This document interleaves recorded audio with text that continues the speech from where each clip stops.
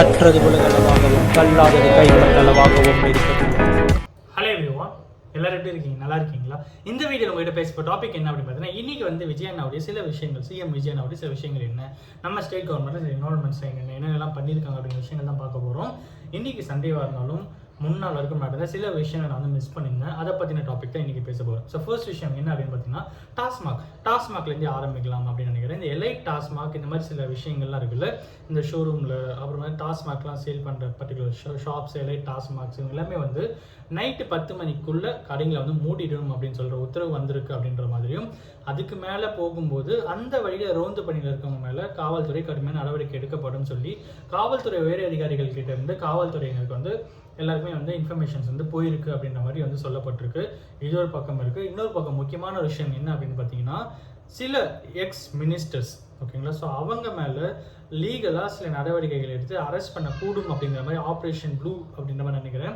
So அந்த particular நேமில் விஜய் அண்ணா வந்து ஒரு advocates team, police officials team இவங்க கூட எல்லாமே வந்து ஒரு மீட்டிங் வந்து நடக்கப்பட்டிருக்கு அப்படின்ற மாதிரியும், ஸோ அதில் வந்து சில முக்கியமான எக்ஸ் மினிஸ்டர்ஸ் வந்து அரெஸ்ட் பண்ணவும் கூடும் அப்படிங்கிற மாதிரி, ஊழலுக்கு எதிரான குற்றங்கள் வந்து இருக்கிற பட்சத்தில் அரெஸ்ட் பண்ணவும் கூடும், அதுக்கான வேலையும் ஒரு பக்கம் பார்த்துட்டு இருக்காங்க அப்படின்ற மாதிரி சொல்லப்பட்டிருக்கு.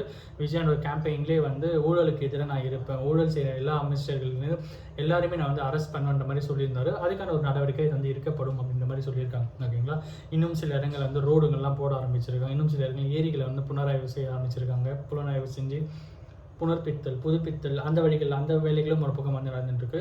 நிறைய விஷயங்கள் ஒரு பக்கம் நடந்துட்டாலும் இன்னைக்கு வந்து ரஜினிகாந்த் சார் ஓகேங்களா, நம்மளோட சூப்பர் ஸ்டார் ரஜினிகாந்த் சார் வந்து ஒரு ப்ரெஸ் மீட் கொடுத்திருந்தார். ஸோ அதில் என்ன சொல்லியிருந்தாருன்னா, நிறைய கேள்விகள் அவர் மேலே வந்து எழுப்பப்பட்டது. என்ன ஃபர்ஸ்ட் விஷயம் என்னன்னா, எதுக்கு ஸ்டாலின் சார் போய் பார்த்தீங்க, நம்மளோட X chief minister Stalin sir எதுக்கு பார்த்தீங்கன்னா, அவர் என்ன சொன்னாங்கன்னா, ரஜினி சார் வந்து எனக்கு வந்து ஸ்டாலின் சார் கிட்டத்தட்ட 30 இயர்ஸ் ப்ளஸ் வந்து ஃப்ரெண்ட்ஷிப், எங்களுக்குள்ள வந்து அரசியல் தாண்டி ஒரு ஃப்ரெண்ட்ஷிப் இருக்குது, அதுக்காக தான் நான் அவர் வந்து பார்க்க போயிருந்தேன் அப்படின்ற மாதிரி சொல்லியிருந்தார். நெக்ஸ்ட் விஷயம் என்ன கேள்வி எழுப்பப்பட்டது அப்படின்னு பார்த்தா, இந்த மாதிரி நீங்கள் தான் வந்து டிஎம்கேவும் ஏடிஎம்கேவும் வந்து ஒன்று சேர்த்து ஆட்சி அமைக்கணும்னு சொல்லி பண்ணிங்களாமே, ஆமாம் அப்படின்னு கேட்கும்போது அது என்ன சொன்னால், அப்படிலாம் எதுவும் கிடையாது அப்படின்ற மாதிரியும், அடுத்து வந்து விஜயநாக ஏன் நீங்கள் விஷ் பண்ணல அப்படிங்கும்போது, அவர் வந்து ஜெயிச்சோன்னே ஃபர்ஸ்ட் ட்விட்டரில் எக்ஸ் தளத்தில் போஸ்ட் போட்டதே நான் தான், அவர் வந்து விஷஸ் பெஸ்ட் விஷஸ் அப்பவே நான் போஸ்ட் போட்டிருக்கேன், பட் எல்லாமே தாண்டி எனக்கு எதுக்கு அவர் மேலே பொறாமல் இருக்க போகுது அப்படின்ற மாதிரி காமெடியாக சில விஷயம் சொல்கிறார். கமல்ஹாசன் அவர் வந்து ஆட்சி பெற்றுங்க மேபி பொறாமல் இருந்திருக்கும் அப்படின்னு சொல்லி, இல்லை அப்படி கூட இருந்திருக்காது அப்படின்னு அவர் சொல்லிட்டாரு. பட் இருந்தாலும் விஜய் அண்ணா வந்து சிஎம் ஆக எனக்கு என்ன போடாமல் இருக்குது, எவ்வளோ பெரிய விஷயம் பண்ணியிருக்காரு. ஒரு பக்கம் சென்ட்ரல் கவர்மெண்ட் பிஜேபி அவரையும், இன்னொரு பக்கம் வந்து 2 பிக் திராவிடியன் பார்ட்டிஸை எதிர்த்து நின்று இன்றைக்கி அவர் அந்த 3 கட்சி எதிர்த்து நின்று அவர் வந்து ஜெயிச்சிருக்காரு அப்படின்னு சாதாரண விஷயம் இல்லை. எனக்கு வந்து சர்ப்ரைஸியாகவும் ஹாப்பியாகவும் இருந்தது அவர் வந்து ஜெயிச்சது. சினிமா ஃபீல்ட்லேருந்து ஒருத்தர் போய் இவ்வளோ பெரிய அச்சீவ்மெண்ட் பண்ணியிருக்காரு அப்படிங்கிறது ரொம்ப பெரிய விஷயமா இருந்திருக்கும் அப்படின்ற மாதிரியும், அவர் வந்து 2000 பீரியட்ஸ்லேயே ஏர்லி 2000லேயே வந்திருந்தாருன்னா, நானும் ஏர்லி 2000 தான் மேபி நானும் ஆட்சியை பிடிச்சிருப்பேன் அப்படின்ற மாதிரியும் சொல்லியிருந்தாரு. அதுக்கப்புறம் அவர் ஏன் வந்து அரசியலில் வராமல் போனான்றதுக்கு 3 பக்கம் கொண்ட ஒரு டீட்டெயில்டு அறிக்கை வந்து கொடுத்துருக்கோம் அப்படின்ற மாதிரியும், அவருக்கு அந்த கேள்விகள்லாம் எழுப்பப்படுது. நீங்கள் ஏன் அரசியலுக்கு வரல, வந்துட்டு ஏன் போகல, இந்த மாதிரி நிறைய கேள்விகள் எழுப்பப்பட்டது.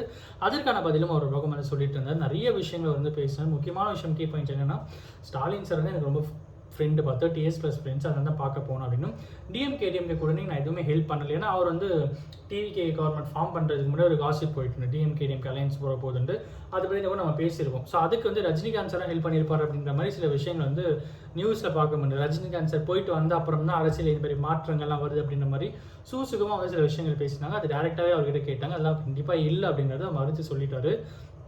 இன்னொரு விஷயம், விஜயநாயக் ஏன் விஷ் பண்ணும்போது, விஜயநாயக்லாம் விஷ் பண்ணியிருக்கேன், நீங்கள் போயிட்டு பாருங்கள். அது இல்லாமல் அவர் வந்து எவ்வளோ பெரிய விஷயம் பண்ணியிருக்காரு, சர்ப்ரைசிங்காகவும் ஹாப்பியாகவும் இருந்தது அவர் பண்ண விஷயங்கள் அப்படின்ற மாதிரி அதுக்கும் அவர் வந்து சொல்லியிருந்தார். நிறைய விஷயங்கள் அவர் பேசினதும் ஒரு பக்கம் வந்து இன்றைக்கி வந்து வட்டாரத்தில் வந்து அரசியல் வட்டாரத்தில், சினிமா வட்டாரத்தில் பேசப்பட்ட ஒரு விஷயமா இருக்குது. இன்றைக்கி வரைக்கும் இதுதான் நடந்திருக்கு. நாளைக்கு மிகப்பெரிய விஷயங்கள் நடக்கிறதுக்கான வாய்ப்புகளும் அதிகமாகவே இருக்குது அப்படின்னு சொல்லலாம். இன்றைக்கி இதான் உங்ககிட்ட ஷேர் பண்ணணும் அப்படின்னு சொல்லி நான் ஒருத்தர் நாலேஜ் சொல்லி நான் நம்புகிறேன். Thank you so much.